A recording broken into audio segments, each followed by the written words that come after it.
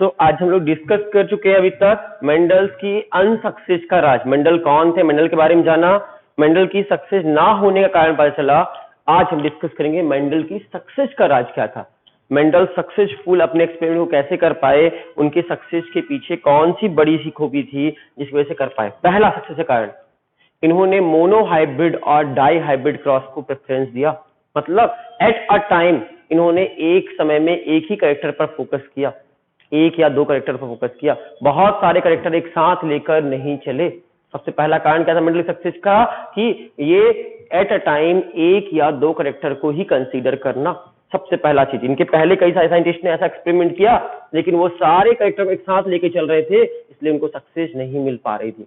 लेकिन मेंडल ने सिर्फ एक या दो कैरेक्टर को कंसीडर कर स्टार्ट किया अपना एक्सपेरिमेंट, इसलिए पहला सक्सेस का रीजन इनका ये था। दूसरा सक्सेस का रीजन था कि मेंडल जो एक्सपेरिमेंट कर रहे थे उसका प्रॉपर रिकॉर्ड मेंटेन कर रहे थे। इसीलिए हम कहते हैं बच्चों आप भी रिकॉर्ड मेंटेन करिए। क्लास में जब आपको पढ़ाते हैं उसका क्लास लेक्चर का अपना एक नोट्स बनाइए, नोटबुक में नोट बनाइए।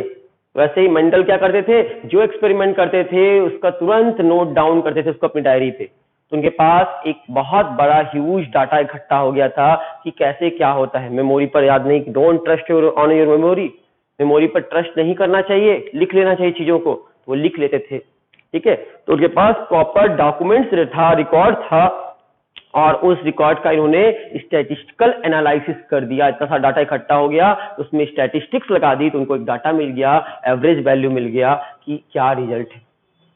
ठीक है, और मेंडल सक्सेस होने का सबसे और क्या क्या रीजन था, तो मेंडल की सक्सेस होने का रीजन था कि उनको स्टैटिस्टिक्स अच्छी आती थी। मेंडल लकी थे कि उनको स्टैटिस्टिक्स अच्छी आती थी, इसलिए इतने बड़े डाटा को हैंडल कर पाए। वो बहुत बड़ा सैंपल लिया था उन्होंने। इन सब के अलावा मेंडल की सक्सेस का एक सबसे बड़ा कारण है कि मेंडल ने पी का प्लांट सेलेक्ट किया था अपने रिसर्च में, गार्डन पी का प्लांट सेलेक्ट किया। उन्होंने कौन सा प्लांट सेलेक्ट किया था, गार्डन पी। और ये गार्डन पी का प्लांट सेलेक्ट किया, ये इनकी सक्सेस का एक बड़ा कारण था। गार्डन पी से क्या सक्सेस का क्या रिलेशन है, तो गार्डन पी का जो प्लांट होता है इसकी बहुत सारी अच्छी क्वालिटी है।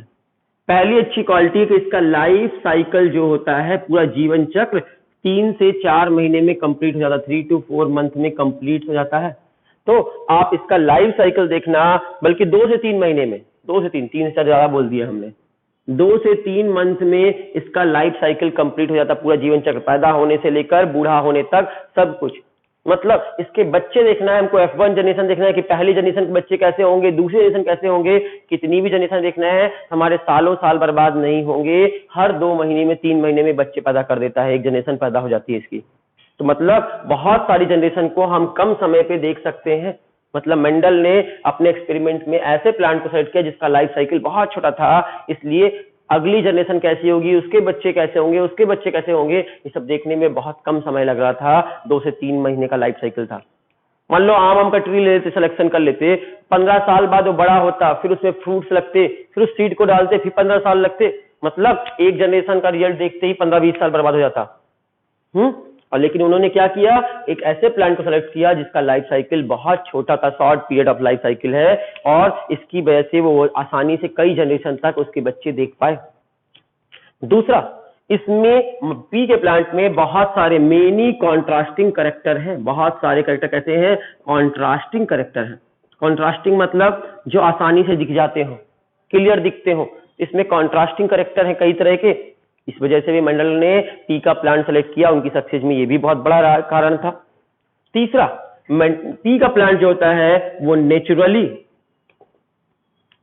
देखें तो बाइसेक्सुअल फ्लावर है, मतलब सेल्फ पॉलिनेशन करता है, अपने बच्चे खुद से खुद का पॉलिनेशन करता है और बच्चे पैदा करता है। तो नेचुरली वो सेल्फ पॉलिनेशन करता है, और उस फ्लावर में आर्टिफिशियल तरीके से क्रॉस पॉलिनेशन भी कराना आसान है। याद रखिएगा, सेल्फ पॉलिनेशन खुद करता है और क्रॉस पॉलिनेशन भी हम करा सकते हैं।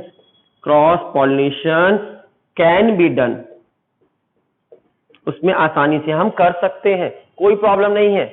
अगर हम क्रॉस पॉलिनेशन कराना चाहें तो आराम से उसमें क्रॉस पॉलिनेशन भी करा सकते हैं। मतलब जब सेल्फ कराना है तो अपने आप कर लेगा, क्रॉस कराना तो हम बोलेंगे तो हमारे बोलने पे कर लेगा कि इसका इससे कराना है। कैसे बोलेंगे बताएंगे अभी आगे, मेंडल ने कैसे बताया था पेड़ों को कि इसको तुम इससे क्रॉस कर लो। तो क्रॉस पॉलिनेशन कराना भी, आर्टिफिशियल हाइब्रिडाइजेशन कराना भी पॉसिबल है, इजिली कर सकते हैं। ठीक है, नेक्स्ट बात था कि पी का प्लांट जो है वो आसानी से ग्रो कर जाता है, easy to cultivate. Easy to cultivate, उगाना बड़ा आसान है, बहुत ज्यादा झंझट नहीं होती कि पेड़ उग ही नहीं रहा है तो झंझट नहीं होता, आसानी से पी का प्लांट उग जाता है, इजी टू कल्टीवेट है। पी के सीड जो होते हैं बड़े बड़े साइज के होते हैं, तो large size seed, large size seed, बहुत बड़े बड़े साइज के सीड होते हैं पी के। बटर के दाने देखिए ना, अच्छे बड़े बड़े होते हैं, देख सकते हो, छू सकते हो, आराम से हैंडल कर सकते हैं उस सीड को। तो लार्ज साइज सीड था और बहुत सारे ह्यूज अमाउंट में सीड बनते थे, जिससे आप बहुत सारे सीड की जरूरत पड़ेगी तो बहुत सारे सीड भी उगा सकते थे। फिर हम बात करेंगे कि पी के प्लांट में और क्या खास बात थी। तो पी के प्लांट की खास बात ये थी कि मेंडल ने आपके बहुत बड़े सैंपल को कलेक्ट किया था, बहुत सारे सैंपल पे काम किया था और आसानी से उनको रिजल्ट मिल गए थे।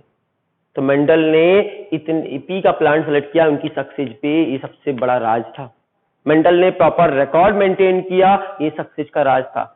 मेंडल ने स्टैटिस्टिकल टूल्स को यूज किया, ये उनकी सक्सेस का राज था। मेंडल ने मोनो हाइब्रिड या डाई हाइब्रिड क्रॉस, मतलब एक टाइम पर एक ही दो कैरेक्टर को लेकर कंसीडर किया, ये उनकी सक्सेस का बड़ा राज था। और इस सारे कारण से मेंडल एक महान साइंटिस्ट, जेनेटिक्स के सक्सेसफुल साइंटिस्ट बन पाए, इसीलिए मेंडल को हम फादर ऑफ जेनेटिक्स के नाम से जानते हैं। याद रहेगा, मेंडल को फादर ऑफ जेनेटिक्स क्यों कहते हैं? क्योंकि उन्होंने जेनेटिक्स पे रियल में बहुत बड़ा काम कर दिया, जो आज तक कोई नहीं कर पाया था, उतना बड़ा काम। ठीक है, तो इसीलिए मेंडल को फादर ऑफ जेनेटिक्स के नाम से हम जानते हैं। अब हम बात करें कि मेंडल ने अपने एक्सपेरिमेंट के लिए पी का प्लांट तो लिया, पी के प्लांट के कौन कौन से कैरेक्टर को कंसीडर किया, उन्होंने कौन कौन से कैरेक्टर को लेकर चले थे, एक चार्ट बनाकर पढ़ते हैं। मेंडल ने कौन कौन से कैरेक्टर को लिया था। तो नंबर 1 यहां पर लेते हैं हम, आपका पहला कॉलम बनाते हैं कैरेक्टर का, कौन सा कैरेक्टर लिया था उन्होंने। तो यहां पर रखते हैं कैरेक्टर, 7 कैरेक्टर उन्होंने लिए थे। पहले कैरेक्टर का नाम है length of plant, length of, बहुत पास में लाइन खींच दी रही थी, लेंथ ऑफ प्लांट, प्लांट की लेंथ कितनी है, ये पहला कैरेक्टर लेके चले थे। पेड़ लंबा है या छोटा है। और पेड़ दो तरह के होते थे, या तो लंबे होंगे या तो छोटे होंगे।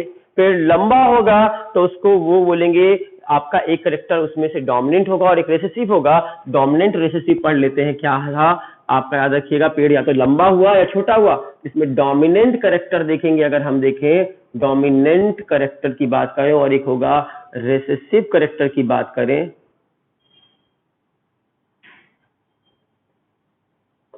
तो हम बात करेंगे रिसेसिव कैरेक्टर की बात करें तो हम बात करेंगे कि प्लांट्स की हाइट की अगर हम बात करते हैं तो प्लांट की हाइट में आपका टॉल प्लांट जो है, लंबा होना, ये डोमिनेंट कैरेक्टर है, और ड्रॉप होना, छोटा होना,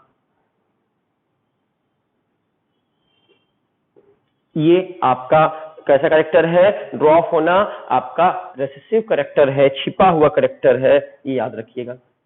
दूसरे कैरेक्टर की बात करें हम, कैरेक्टर नंबर 2, तो उन्होंने क्या लेकर चले थे, फ्लावर की पोजीशन, फ्लावर कहां पे है, तो फ्लावर की position, position, flower position,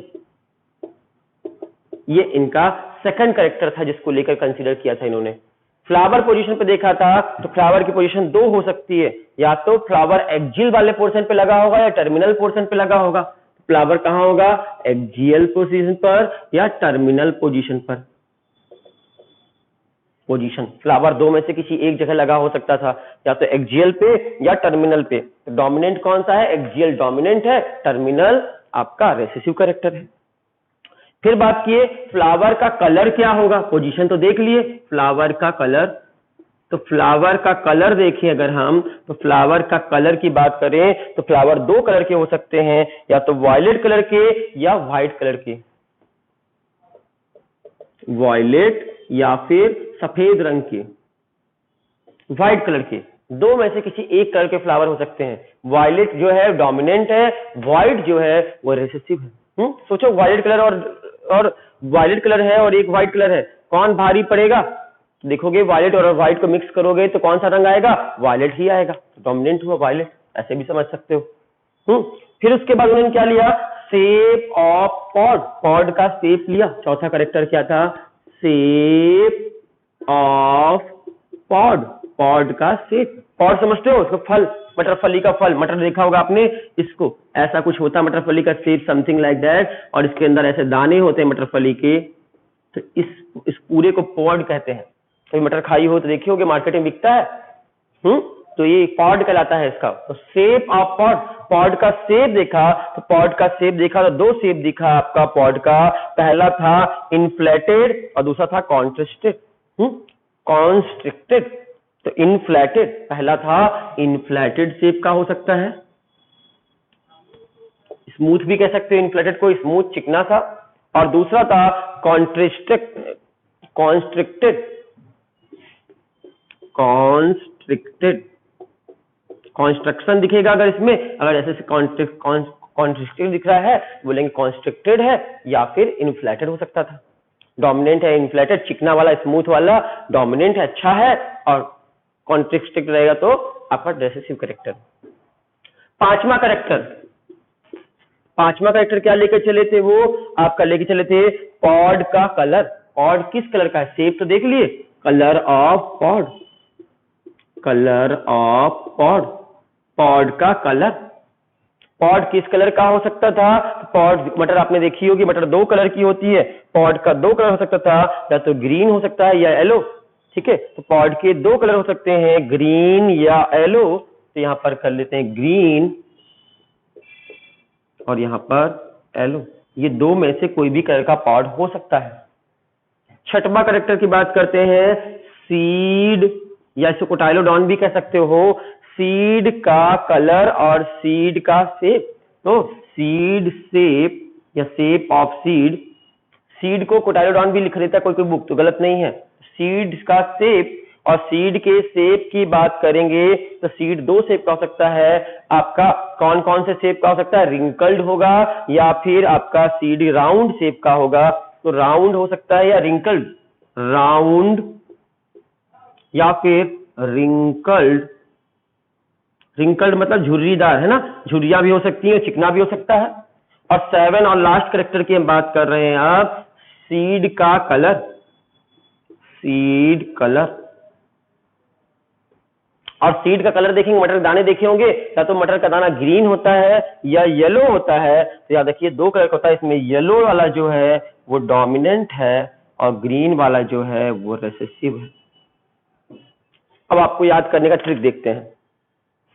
Mendel ने अपने एक्सपेरिमेंट में कितने कैरेक्टर कंसीडर करके चले थे, क्वेश्चन पूछा जाए, आंसर क्या होगा, 7 कैरेक्टर को कंसीडर किया था। अपने एक्सपेरिमेंट में कितने कैरेक्टर कंसीडर किए थे, 7 कैरेक्टर को। वो 7 कैरेक्टर कौन कौन से थे, तो पहला कैरेक्टर था पेड़ की हाइट, पेड़ बड़ा है या छोटा है, सबसे मेन पहला character, height of the plant, ठीक है।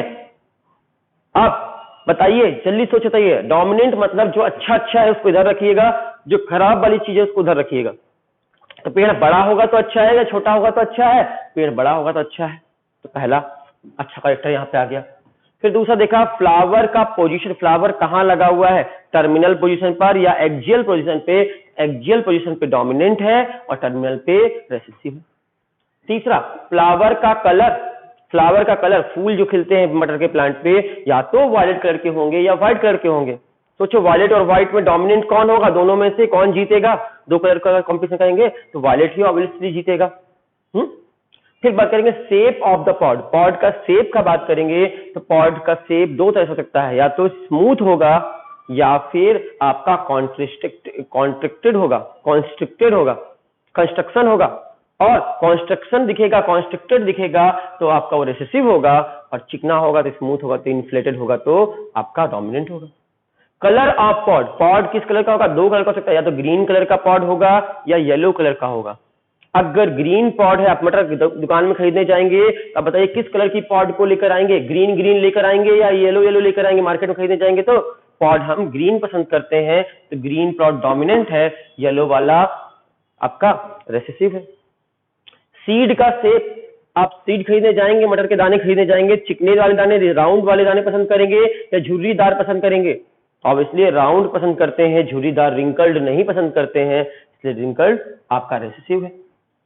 सीड कलर, आप मटर खाने जाते हो, आप चाट फुल्की समोसा खाने जाते हो तो मटर जो यूज होती है उसमें मटर के दाने कौन से, येलो वाले यूज होते हैं, ग्रीन वाले, येलो वाले, येलो डोमिनेंट है, ग्रीन मटर कम यूज होती है, इसलिए ग्रीन डोमिनेंट रिसेसिव।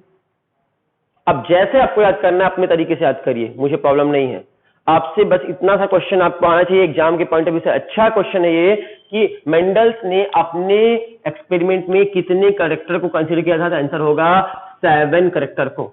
उन 7 कैरेक्टर का नाम, तो height of the plant, colour of the flower, position of the flower, colour of the seed, shape of the seed और कलर ऑफ द पॉट और शेप ऑफ द पॉट। इतने से कुछ character हैं, ये 7 कैरेक्टर हैं। इन 7 कैरेक्टर को बस याद करना है और इनमें से डोमिनेंट कौन सा था और रिसेसिव कौन सा था ये याद करना है आपको। बहुत इंपॉर्टेंट है ये, इसको याद कर लेना है, हो जाएगा बच्चा, टेंशन नहीं लेना, अकेले में जब अच्छे मन से पढ़ोगे ये हो जाएगा। इसको हम लोगों को कर लेना है कि 7 कैरेक्टर कौन कौन से थे। अब एक लाइन और पढ़ लेते हैं, अगर चाहो तो एक्स्ट्रा नॉलेज के लिए क्रोमोसोम, क्रोमोसोम का नंबर देख लेते हैं, क्रोमोसोम देख लेते हैं किस कैरेक्टर का क्रोमोसोम नंबर कितने में रहता है। तो लेंथ का बात करें तो लेंथ ऑफ प्लांट का क्रोमोसोम 4th क्रोमोसोम में रहता है, क्रोमोसोम नंबर 4th में। चौथा क्रोमोसोम में हाइट का कैरेक्टर रहता है। क्रोमोसोम नंबर 4 डिसाइड करता है कि प्लांट की हाइट ज्यादा होगी या कम होगी, और फ्लावर की पोजीशन को भी यही 4th नंबर क्रोमोसोम ही डिसाइड करता है। तो देख सकते हो ये 4th नंबर क्रोमोसोम 2 कैरेक्टर को एक साथ कोड करता है। और याद रखना, जब भी the gene which control more than 1 character is known as pleiotropic gene. कौन सा जीन? Pleiotropic gene. तो प्लियोट्रॉपिक जीन किसे कहते हैं? जब एक ही जीन एक से अधिक कैरेक्टर को कोड करे तो उस जीन को प्लियोट्रॉपिक जीन कहते हैं। और आगे चलते हैं, शेप ऑफ, आपका अगला है फ्लावर का कलर। फ्लावर का कलर का जो कैरेक्टर है वो क्रोमोसोम नंबर 1 में रहता है, 1 नंबर क्रोमोसोम में, फर्स्ट क्रोमोसोम में। आपका बात करें shape of the pod, pod का शेप की बात करें तो इसका क्रोमोसोम नंबर भी 4th नंबर पोजीशन पर रहता है, 4 नंबर पे। सारे 4 पे हैं, 1 से लेकर 4 तक 4 सिर्फ बी वाला बस छोड़ दो, क्रोमोसोम नंबर 4 पे, याद रहेगा।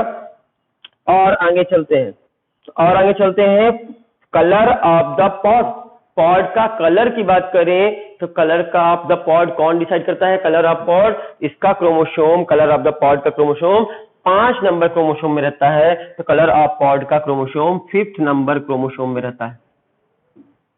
और सीड का शेप की बात करें तो सीड का शेप का क्रोमोसोम होता है वो 7th नंबर पोजीशन पे रहता है। सीड का शेप, सीड शेप इसका 7th नंबर पोजीशन पर इसका क्रोमोसोम रहता है।